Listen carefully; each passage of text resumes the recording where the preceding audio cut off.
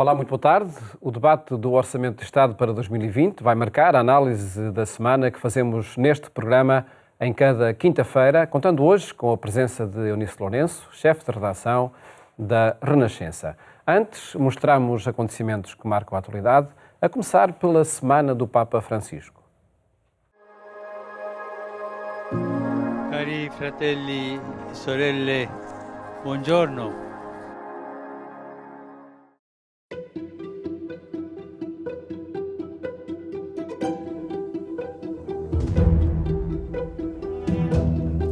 Ainda em clima de Natal, o Papa presidiu no Vaticano a missa da Solenidade da Epifania, conhecida popularmente como Dia de Reis.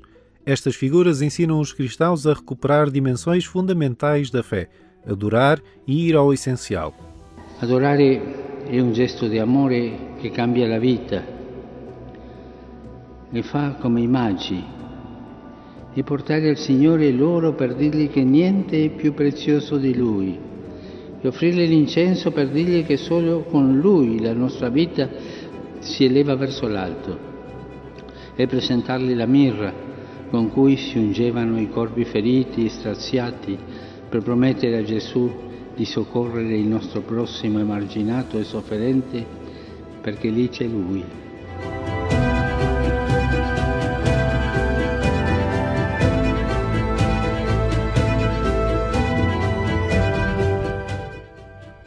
O ano começa com sombras e ameaças de guerra a que o Papa Francisco não é insensível, tendo como pano de fundo o conflito entre os Estados Unidos da América e o Irão. In tante parti del mondo si sente la terribile aria di tensione. La guerra porta solo morte e distruzione. Chiamo tutte le parti a mantenere accesa la fiamma del dialogo e dell'autocontrollo e di scongiurare l'ombra della inimicizia.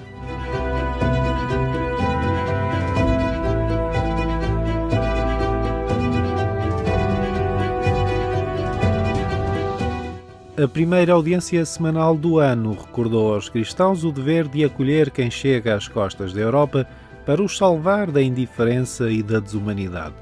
Chiediamo oggi al Signore di aiutarci a vivere ogni prova sostenuti dall'energia della fede e ad essere sensibili ai tanti naufraghi della storia che approdano esausti sulle nostre coste, perché anche noi sappiamo accoglierci con questo amore fraterno che viene dall'incontro di Gesù.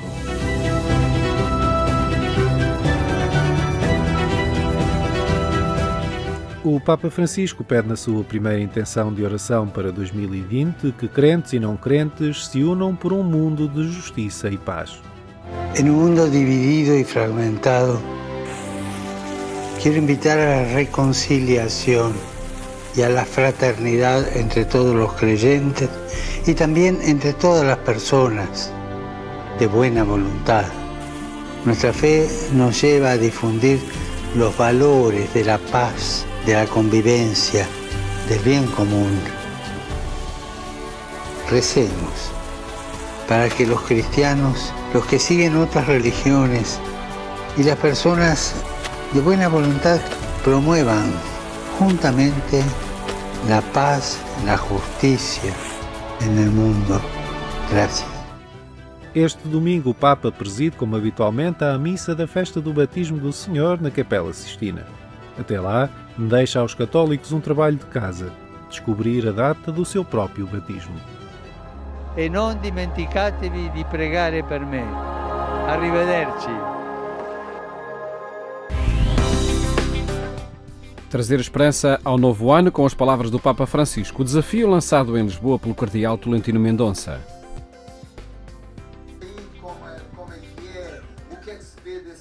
O início de um novo ano é tempo de esperança, mas também de receio face às incertezas e ao desconhecido. O cardeal Tolentino Mendonça apresenta 4 chaves para alimentar a esperança e habitar a mudança, inspiradas no pontificado do Papa Francisco. Nós hoje vivemos na ditadura do imediato, do aqui e do agora.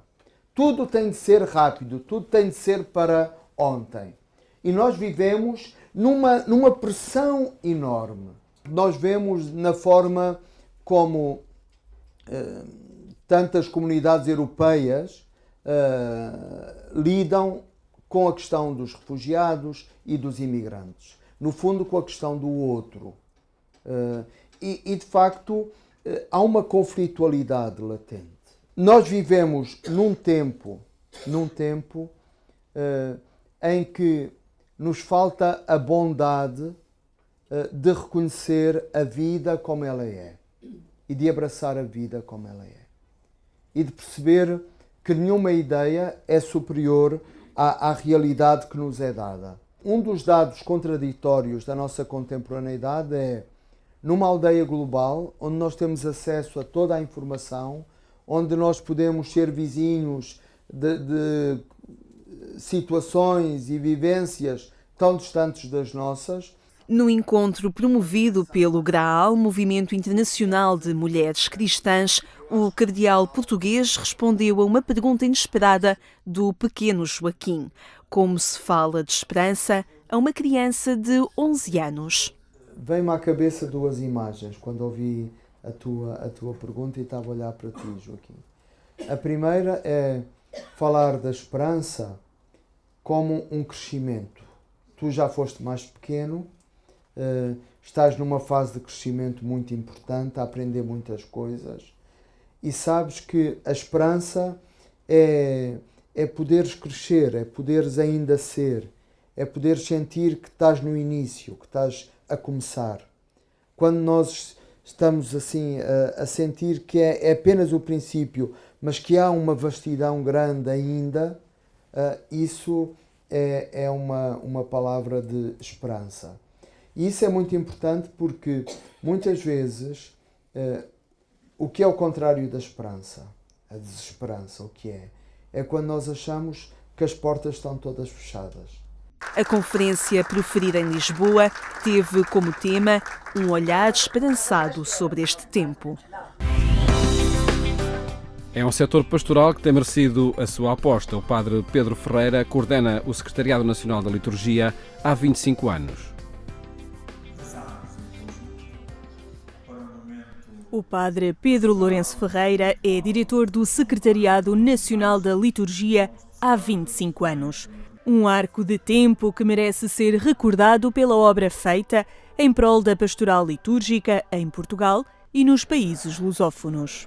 Este longo espaço de tempo permitiu, de facto, realizar uma grande obra de trazer para o secretariado todos os livros da liturgia que antes se encontravam dispersos por outras editoriais. Natural de Fontes, na diocese de Leiria-Fátima, o padre Pedro Ferreira tomou o hábito religioso de carmelita em 1967 e professou solenemente em setembro de 75 e lidera desde 1994 o Secretariado Nacional da Liturgia. Fizemos a passagem de todos os livros litúrgicos que até então eram impressos em chumbo. Fizemos a passagem toda para o digital. Uma aposta nas novas tecnologias. Segundo o diretor deste serviço, o site da liturgia tem bons materiais que ajudam na formação litúrgica. Que o digam, sobretudo, os portugueses na diáspora e que se servem dos materiais disponíveis neste site para organizar as suas liturgias. E eles fazem-nos chegar esse eco e é para nós com muita alegria que sentimos que aquilo que nós temos é um serviço à Igreja, nomeadamente aquela Igreja mais dispersa pelo mundo. A evolução no campo litúrgico é notória nestes últimos 25 anos. Realidades diferentes de outrora, mas o lado musical, nas celebrações, tem mais estética, mesmo nas paróquias da diáspora. a formação de organistas, de diretores de coro, com o curso nacional de música sacra. É uma realidade muito viva, porque eles hoje encontram-se por toda a parte. Para recordar o trabalho realizado nos últimos 25 anos nesta área da pastoral, o padre Pedro Ferreira foi surpreendido com uma mensagem do Papa Francisco. Foi uma grande surpresa quando o Sr. Núncio leu aquela mensagem, que no fundo é uma benção papal ampliada com umas palavras de agradecimento por estes anos de serviço, que eu estimei muito, por ser surpresa, por vir de quem vinha e pelo significado que tem. O padre Pedro Ferreira lidera o Secretariado Nacional da Liturgia há 25 anos e recordou o trabalho feito no campo litúrgico. Acompanhe estes e outros acontecimentos no portal da agência Eclésia, em eclésia.pt. Falamos agora com Eunice Lourenço, chefe de redação da Renascença, sobre o debate do Orçamento de Estado 2020 que está em curso. Boa tarde, Eunice. Obrigado, antes de mais, por estares no programa Eclésia, quando decorrem os debates no Parlamento. Gravámos o programa na quarta-feira, os debates são quinta e sexta. Pode haver sempre aqui algumas mudanças. A votação é na sexta. A votação é na sexta. Mas, de facto, pode haver aqui sempre algumas tomadas de posição de última hora. Em todo o caso, e diante do documento que foi apresentado na Assembleia da República, podemos referir que há aqui alguns pontos de encontro com as preocupações do Papa para a economia, que vai assumindo o nome de economia de Francisco? Há alguns pontos que devem ter encontro com esses pontos da economia de Francisco, nomeadamente tudo o que diz respeito aos consumos de plásticos, há um agravamento, há inclusive uma nova taxa sobre as embalagens para aquelas comidas que nós mandamos vir ou vamos buscar, tudo o que tem a ver também com o consumo de eletricidade, e essa é uma das grandes incógnitas do orçamento, porque na proposta inicial está como autorização legislativa. Não sabemos ainda o que é que a Comissão Europeia vai dizer, mas o Governo quer indexar o IVA da eletricidade aos níveis de consumo. Também no que diz respeito à conciliação entre trabalho e família, há uma preocupação que tem sido muito expressa pelos partidos mais à esquerda, pelo PCP e pelo Bloco, em relação ao trabalho por turnos, porque acham que é preciso mais garantias, um reforço da proteção de quem trabalha por turnos e mais garantias no que diz respeito à conciliação entre a vida familiar e profissional. E do ponto de vista do Governo, na proposta, isso por enquanto está apenas no plano das intenções. O Governo compromete-se a fazer um relatório ao longo do próximo ano sobre o trabalho por turnos, ver mesmo onde é que é necessário trabalho por turnos e aumentar as respostas para a conciliação entre vida familiar e profissional. E, portanto, não dizendo que o orçamento vai ao encontro das preocupações da economia de Francisco, há naturalmente no orçamento assuntos que podem ser olhados à luz da economia de Francisco. Há pontos de encontro, há não é? Pontos de encontro, a preocupação que existe para 2020 naquela estratégia nacional para retirar da rua pessoas da situação de sem-abrigo até 2023 é também um ponto de encontro? É também um ponto de encontro, sim. Este orçamento tem previstos um bocadinho mais do que 7 milhões de euros para essa estratégia e pela primeira vez há um coordenador nacional da estratégia, porque anteriormente o que havia várias estratégias locais, mas não havia uma coordenação nacional. Foi escolhido um coordenador, que é o Henrique Joaquim, e ao que parece, há pelo menos vontade política de haver aqui um avanço ao longo deste ano. Esses mais de 7 milhões, a prioridade será para casas, porque, sobretudo em Lisboa e à volta de Lisboa, o mercado da habitação tornou-se muito caro e, como ainda na semana passada explicava em entrevista à Renascença e ao Público o novo coordenador, cada vez é mais difícil, mesmo em entidades como a Santa Casa, arranjarem casas para que os sem-abrigo pelo menos passem a ser sem casa, mas não sejam sem teto. E, portanto, uma parte da estratégia, das verbas previstas na estratégia para o próximo ano, são para garantir que, pelo menos, tenham teto.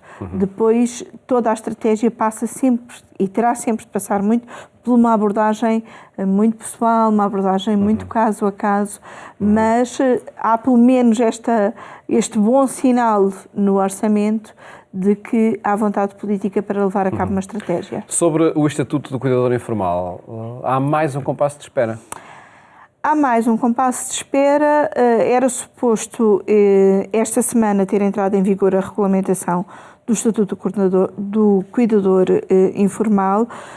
O que a Ministra da Segurança Social anunciou foi que assinou uma portaria que permitirá às pessoas que estão nessa situação pedir esse estatuto a partir de julho, ou seja, quase um ano depois da lei ser aprovada, e o que os partidos da esquerda, e neste caso, sobretudo o Bloco de Esquerda, apontam é que no orçamento, o Governo diz que no Orçamento do Estado para 2020, para este ano, estão previstas verbas para a concretização do Estatuto do Cuidador Informal. Mas, segundo o Bloco, apenas se pode ler como verbas para isso 30 milhões de euros que estão como apoio à família. E isso não é considerado suficiente, porque muito do que diz respeito ao Estatuto do Cuidador Informal não é só apoio à família, passa, por exemplo, por questões relativas à segurança social, à contagem de tempo para a segurança social, e este orçamento parece não dar resposta a todas essas inquietações. E aquelas inquietações de quem precisa de serviços fundamentais como saúde, educação também, a folga orçamental está a refletir-se na melhoria destes serviços, ou pode refletir-se? Pode refletir-se, não está garantido que se reflita. O que este orçamento também tem em alguns setores é abertura para coisas que ainda não sabemos bem o que são. Por exemplo, no que diz respeito às pensões, o orçamento tem um artigo que admite um aumento extraordinário das pensões do regime contributivo que sejam mais baixas. Mas não há qualquer previsão nem de que aumento será, nem de quando poderá entrar em vigor esse aumento. Que estratégia foi é essa? entendido como margem para negociar na especialidade. E é isso que provavelmente vamos assistir, ao contrário do que aconteceu ao longo da legislatura passada, em que o Governo negociou sempre antecipadamente com os partidos à sua esquerda. Desta vez o Governo entregou uma proposta muito sua, não a negociou previamente, e pretende negociá-la sobretudo no período de discussão na especialidade. O Bloco de Esquerda não gostou muito, o PCP obviamente também não, mas tiveram atitudes diferentes e, portanto, o PCP, a atitude que em princípio tem é não vota contra na generalidade, que é a votação de sexta-feira, e espera que ao longo do debate na especialidade veja as suas exigências serem garantidas. E, portanto, é isso que provavelmente vamos assistir, é ao longo da especialidade irmos assistindo a alterações ao documento, para que depois tenhamos um documento pelo menos ligeiramente diferente na votação final. E no que diz respeito aos serviços públicos, nomeadamente a saúde, que é o que tem sido mais falado, o Governo anunciou à partida um reforço de 800 milhões de euros e o que a generalidade dos partidos dizem é que não será suficiente, que não há no orçamento sinais suficientes de aumento do investimento nos serviços públicos que permita que funcionem melhor. Vamos ver o que é que acontece na especialidade e se há mais sinais de melhoria nesse aspecto. Que análise fazes também ao agravamento da carga fiscal? Vai acontecer, não vai acontecer? Essa é ainda uma outra questão, porque para além do próprio orçamento, depois teremos de esperar pelas tabelas de retenção. E o agravamento da carga fiscal é quase que uma questão semiótica, que era uma disciplina que nós não gostávamos na faculdade. Porque a carga fiscal, o termo técnico em si, não é aumentar necessariamente os impostos, é aumenta a receita dos impostos em relação com o produto interno bruto. E, portanto, se nós tivermos mais crescimento económico, haverá naturalmente um aumento da carga fiscal, ainda que isso não signifique necessariamente que aumenta aquilo que cada um paga a mais de impostos.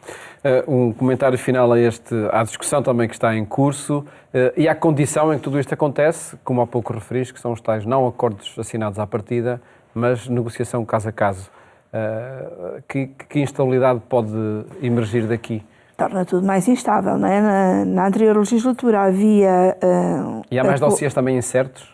Há mais dossiês incertos, porque os acordos que na altura o PS assinou, e separadamente com o PCP, com o Bloco de Esquerda e com o PEV, garantiam à partida vários compromissos, nomeadamente a questão dos salários da função pública. Faziam parte do acordo com o Bloco de Esquerda. Era certo que, a não ser que o acordo fosse desfeito, iriam ter lugar. Agora não há compromissos à partida e, portanto, os compromissos vão sendo feitos.